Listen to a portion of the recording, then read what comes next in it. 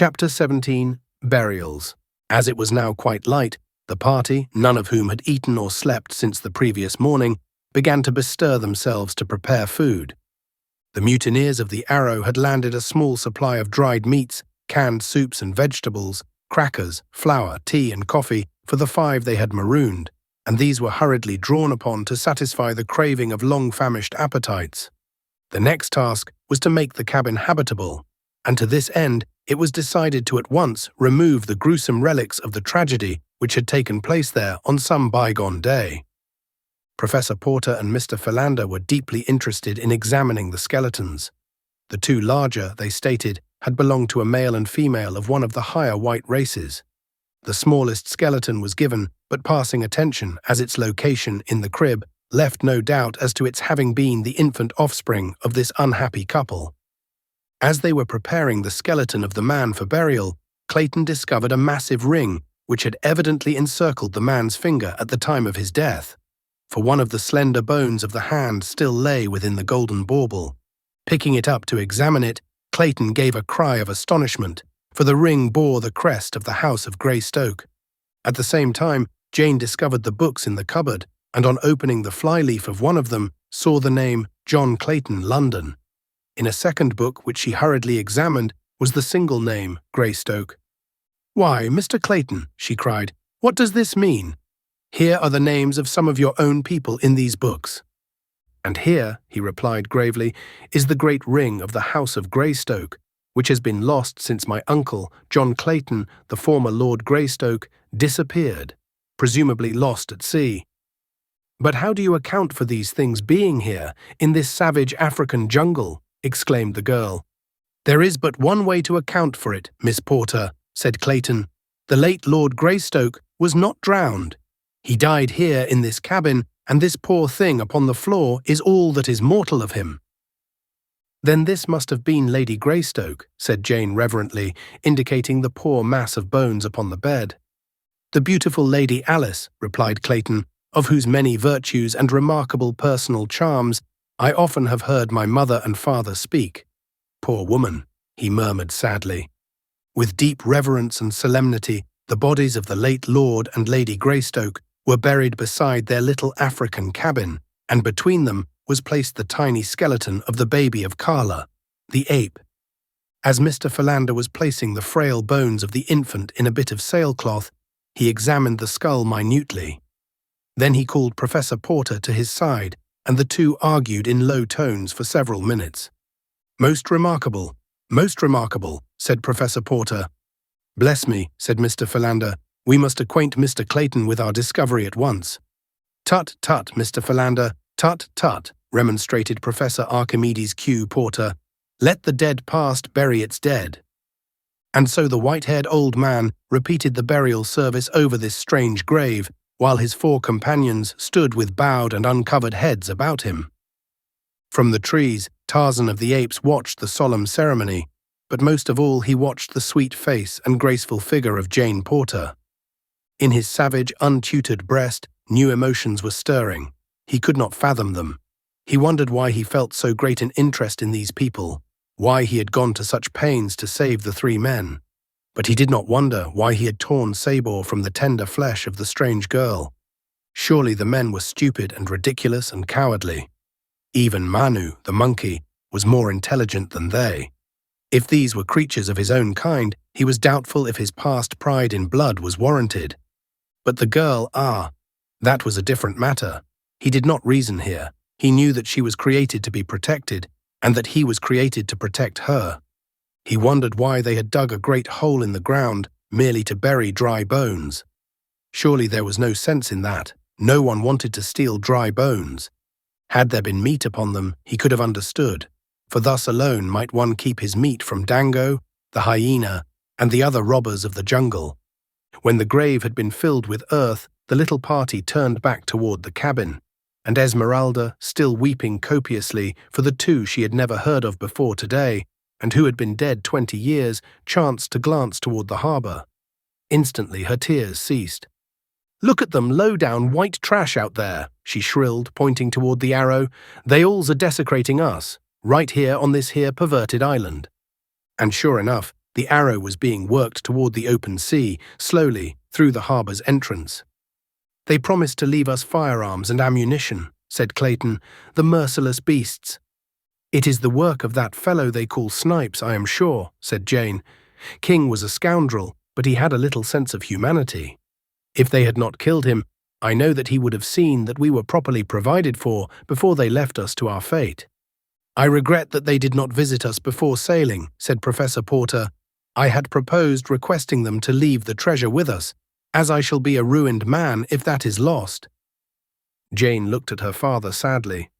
"Never mind, dear," she said. "It wouldn't have done any good, because it is solely for the treasure that they killed their officers and landed us upon this awful shore." "Tut, tut, child, tut, tut," replied Professor Porter.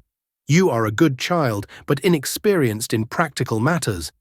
And Professor Porter turned and walked slowly away toward the jungle, his hands clasped beneath his long coat-tails and his eyes bent upon the ground. His daughter watched him with a pathetic smile upon her lips, and then turning to Mr. Philander, she whispered, "Please don't let him wander off again as he did yesterday. We depend upon you, you know, to keep a close watch upon him." "He becomes more difficult to handle each day," replied Mr. Philander with a sigh and a shake of his head. "I presume he is now off to report to the directors of the zoo that one of their lions was at large last night. Oh, Miss Jane, you don't know what I have to contend with."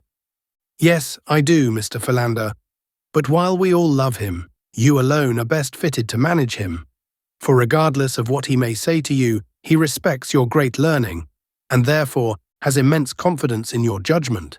The poor dear cannot differentiate between erudition and wisdom."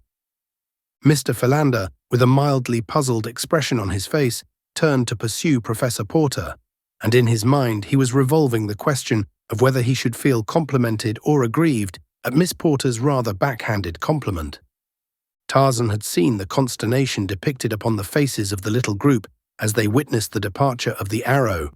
So, as the ship was a wonderful novelty to him in addition, he determined to hasten out to the point of land at the north of the harbor's mouth and obtain a nearer view of the boat, as well as to learn, if possible, the direction of its flight. Swinging through the trees with great speed, he reached the point only a moment after the ship had passed out of the harbor, so that he obtained an excellent view of the wonders of this strange floating house. There were some 20 men running hither and thither about the deck, pulling and hauling on ropes. A light land breeze was blowing, and the ship had been worked through the harbor's mouth under scant sail, but now that they had cleared the point, every available shred of canvas was being spread, that she might stand out to sea as handily as possible. Tarzan watched the graceful movements of the ship in rapt admiration and longed to be aboard her.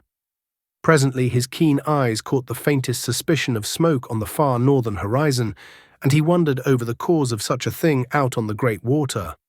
About the same time the lookout on the Arrow must have discerned it, for in a few minutes Tarzan saw the sails being shifted and shortened. The ship came about, and presently he knew that she was beating back toward land.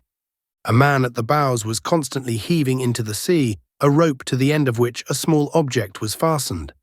Tarzan wondered what the purpose of this action might be. At last the ship came up directly into the wind. The anchor was lowered. Down came the sails. There was great scurrying about on deck. A boat was lowered, and in it a great chest was placed. Then a dozen sailors bent to the oars and pulled rapidly toward the point where Tarzan crouched in the branches of a tree. In the stern of the boat, as it drew nearer, Tarzan saw the rat-faced man. It was but a few minutes later that the boat touched the beach. The men jumped out and lifted the great chest to the sand. They were on the north side of the point, so that their presence was concealed from those at the cabin. The men argued angrily for a moment, then the rat-faced one, with several companions, ascended the low bluff on which stood the tree that concealed Tarzan. They looked about for several minutes. "Here is a good place," said the rat-faced sailor, indicating a spot beneath Tarzan's tree. "It is as good as any," replied one of his companions. "If they catch us with the treasure aboard, it will all be confiscated anyway. We might as well bury it here on the chance that some of us will escape the gallows to come back and enjoy it later."